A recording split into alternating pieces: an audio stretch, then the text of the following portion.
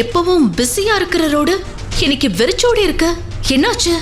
விஷயமே தெரியாதா மேடம்? இன்னைக்கு யாரோ ஒரு டெலிவரி பையன் மினிஸ்டர் மகனை அடி புரட்டி எடுத்துட்டான் போல. அதான் ரோடு வெறிச்சோடி கிடக்கு.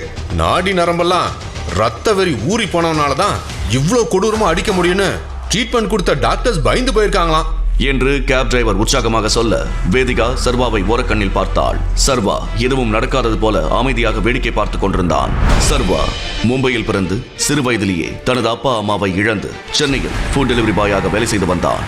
ஒரு நாள் 5 ஸ்டார் ஹோட்டலுக்கு டெலிவரிக்கு சென்ற சர்வாவின் தலையில் யாரோ அடிக்க மயக்கமடைந்தான். திடீரென கண்விழித்து பார்த்தபோது வேதிகாவின் ஹோட்டல் ரூமில் அரைகுறை ஆடையுடன் இருவரும் இருக்க அங்கு வந்த வேதிகாவின் தாத்தா அதியமான் இந்த பிரச்சனையை ஊருக்கு தெரியாமல் மறைக்க சர்வாவுக்கும் வேதிகாவுக்கும் திருமணம் செய்து வைத்தார். சர்வா வேதிகாவின் திருமணம் அவளின் அம்மா அம்பிகாவுக்கு பிடிக்காமல் போக ஒட்டுமொத்த குடும்பமும் சர்வாவை சம்பளம் இல்லாத வேலைக்காரனை போல நடத்தியது. துணி துவைப்பதில் ஆரம்பித்து வேதிகாவுக்கு டிரைவராக வேலை செய்வது வரை அனைத்து வேலைகளையும் இழுத்து போட்டு செய்தான். இதற்கிடையில் கிடைக்கும் நேரத்தில் டெலிவரி பாய் வேலையும் செய்து வந்தான். இன்னொரு புறம் வேதிகா குடும்ப பிசினஸில் நஷ்டம் ஏற்பட்டதை சரி செய்ய பிசினஸ் லோனுக்காக பேங்காக அலைந்து கொண்டிருந்தாள். ஒரு நாள் டெலிவரி பாய் டிரெஸ்ஸில் சர்வா ஹோட்டலில் இருந்த வேதிகாவை பிக்கப் செய்ய போக அங்கு ஒரு பணக்கார இளைஞன் வேதிகாவிடம் பம்பிழுத்துக் கொண்டிருப்பதை பார்த்து அதிர்ச்சி அடைந்தான்.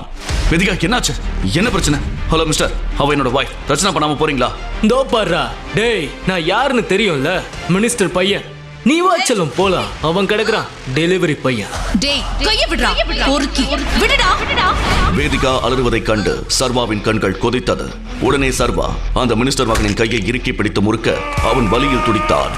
உடனே மினிஸ்டரின் பாடிகார்ட்ஸ் சர்வாவை அடிக்க சர்வாவின் உடம்புக்குள் சாமி வந்தது போல அவர்களை புரட்டி எடுத்தான். சர்வாவின் ஒவ்வொரு அடியும் இடி போல விழுந்தது.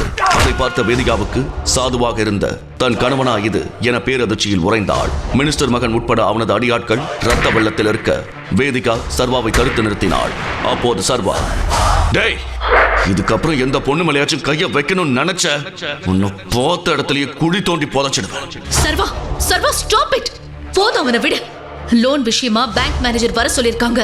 ஏற்கனவே டைம் ஆச்சு, போலாம் வா. தனது பைக்கில் வேதிகாவை பேங்கில் டிராப் செய்துவிட்டு அங்கிருந்து கிளம்பினான். அதற்குள் மினிஸ்டரின் மகனை சர்வா அடித்த செய்தி சிட்டி முழுவதும் ட்ரெண்டிங் நியூஸ் ஆனது. தனது மகன் உயிருக்கு போராடும் நிலையில் இருப்பதை பார்த்து கோபத்தில் மினிஸ்டர் டிஜிபிக்கு கால் செய்தார். யோ டிஜிபி, என் பையனை எவனோ சர்வான்னு ஒரு டெலிவரி பாய் அடிச்சிருக்கான். அவனை இன்னும் 1 மணி நேரத்துல கண்டுபிடிச்சு என் கண்ணு முன்னாடி நிறுத்துற இல்ல அவ்வளவுதான் நீ. மினிஸ்டரின் கால் கட்டாக அதற்குள் அங்கு வந்த ஒரு கான்ஸ்டபிள், சார், யாரோ சர்வான ஒரு டெலிவரி பாய் உங்களை பார்க்க பிரச்சனை பண்ணுவதாக டிஜிபியிடம் சொல்ல அவனை உள்ளே வர சொன்னார் டிஜிபி. டெலிவரி பாய் டிரெஸ்ஸில் சர்வா அமைதியாக உள்ளே நுழைய அதுவரை தனது சேரில் சாய்ந்து கொண்டிருந்த டிஜிபி சர்வாவை பார்த்து சேரில் இருந்து எழுந்து பேரதிர்ச்சியுடன் பேச ஆரம்பித்தார். உங்களை எங்கேயோ பார்த்திருக்கனே. நீங்க இதுக்கு முன்னாடி பாம்பேல இருந்தீங்களா? நான் இல்ல சார், என் அப்பா தான் அங்க ஒர்க் பண்ணிட்டு இருந்ததா கேள்விப்பட்டிருக்கேன். ஓ, அப்ப டைகர் ராஜனை பத்தி ஏதாச்சும் தெரியுமா என்று டிஜிபி கேட்டதும் சர்வா தனது விரலில் இருந்த டி சிம்பல் மோதிரத்தை தொட்டு பார்த்து, இல்ல சார், எனக்கு அப்படி யாரும் தெரியாது. டிஜிபி சார், நான் நேரா விஷயத்துக்கே வந்துடுறேன். சார், மினிஸ்டர் பையன் என் ஒய்ஃப் கிட்ட தப்பா நடக்க ட்ரை பண்ணா. என் ஒய்ஃப் இல்ல, அங்க எந்த பொண்ணு கிட்ட அப்படி நடந்திருந்தாலும் இதே தான் பண்ணிருப்பேன் என்று சர்வா பதில் சொல்லிக் கொண்டிருந்த போது மினிஸ்டரிடமிருந்து டிஜிபிக்கு போன் வந்தது.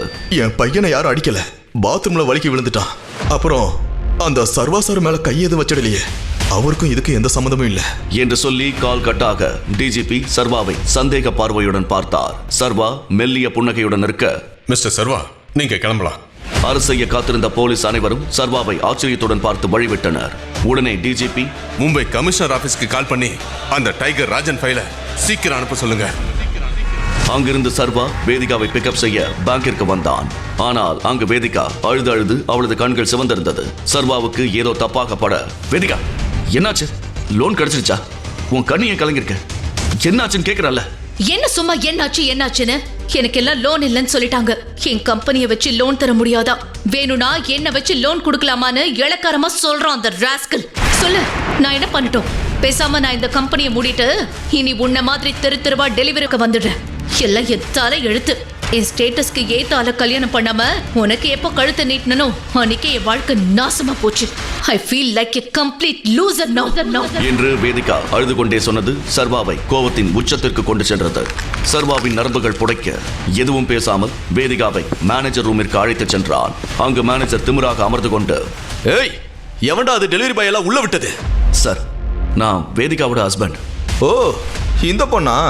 என்ன மிரட்ட கூட்டிட்டு வந்தியா? டேய் என்று சொல்லி பெல் அடித்ததும் பேங்க் செக்யூரிட்டி கார்ட்ஸ் உள்ளே நுழைந்து சர்வாவை பிடித்து வெளியே தூக்கி போட முயன்றனர். அப்போது சர்வா, சார் ஒரு 2 நிமிஷம் தனியா பேசணும் என்று மேனேஜரிடம் சர்வா பணிவாக சொல்ல, மேனேஜர் செக்யூரிட்டி கார்ட்ஸை வெளியேற்கும்படி சைகை செய்தார். சர்வாவும் வேதிகாவை வெளியேற்க சொல்லிவிட்டு கதவை மூடி பேச ஆரம்பித்தான். மேனேஜர் சார், என் பேரு சர்வேஸ்வரன். எனக்கு வேற பேர் இருக்கு. உள்ளே முதலில் திமிராக அமர்ந்திருந்த மேனேஜர் பின் சர்வாவின் பேச்சால் வேர்த்து விறுவிறுத்து நடுங்கி சர்வாவின் அருகில் பயந்து வந்து நின்றார். அதை வெளியே இருந்து பார்த்துக் கொண்டிருந்த வேதிகா அதிர்ச்சியாகி குழம்பி போயிருந்தாள். அந்த மேனேஜர் சர்வாவின் முன் பயந்து நடுங்கி போயிருக்க சர்வா பெல் அடித்தான். செக்யூரிட்டி கார்ட்ஸ் உள்ளே பதபதைத்து சர்வாவை இழுத்து பிடித்தனர். உடனே மேனேஜர், டேய் சார் மேல இருந்து கையெடுங்கடா. அவர் யாரு? அவரோட ரேஞ்ச் என்ன? பாம்பேல அவர் இருக்கிற செல்வாக்கு என்னன்னு தெரியுமா? சாரி சார், உங்க ஒய்ஃப்னு தெரியாம தப்பா பேசிட்டேன். அப்ப அந்த லோன் மேட்டர்? சார், இது உங்க பேங்க் சார். எவ்வளவு வேணும்னாலும் எடுத்துக்கோங்க சார். இங்க நடந்ததை பத்தி வெளியே சொல்லிட மாட்டீங்களே? ஐயோ இல்ல சார். உள்ளே என்ன நடக்கிறது என புரியாமல் வெளியே குழம்பி நின்ற வேதிகாவின் கையில் செக்யூரிட்டி கார்ட்ஸ் பணம் நிறைந்த சூட்கேஸை கொடுத்தனர். பணக்கட்டுகளை பார்த்து அதிர்ச்சியில் உறைந்திருந்த வேதிகாவிடம், வேதிகா இப்ப ஹாப்பியா? சர்வா, நானும் வருஷக்கணக்கா அலைஞ்சு திரிஞ்சு பார்த்தேன்.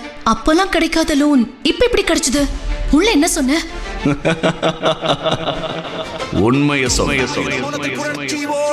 உண்மையில் என்ன நடந்தது என்று புரியாத குழப்பத்தில் வேதிகா நின்றிருந்தாள். பின் அங்கிருந்து இருவரும் கேபில் வீட்டிற்கு கிளம்பினர். அண்ணா, அடையார் போகணும். Okay madam. எப்பவும் பிஸியா இருக்கிற ரோடு இன்னைக்கு வெறிச்சோடி இருக்கு. என்னாச்சு? விஷயமே தெரியாதா மேடம்? இன்னைக்கு யாரோ ஒரு டெலிவரி பையன் மினிஸ்டர் மகனை அடி புரட்டி எடுத்துட்டான் போல. அதான் ரோடு வெறிச்சோடி கிடக்கு.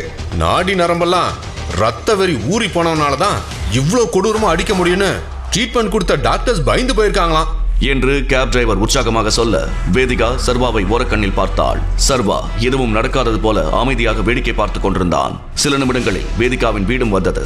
எதுவும் பேசாமல் வீட்டிற்கு உள்ளே போன சர்வாவிடம் வேதிகா, சர்வா, உன்கிட்ட கொஞ்சம் பேசணும். உண்மையிலே நீ யாரு? காலையில நீ அடிச்ச அந்த மினிஸ்டர் பையனும் அவனோட ஆட்களும் ஹாஸ்பிட்டல்ல சாக கிடக்குறாங்க.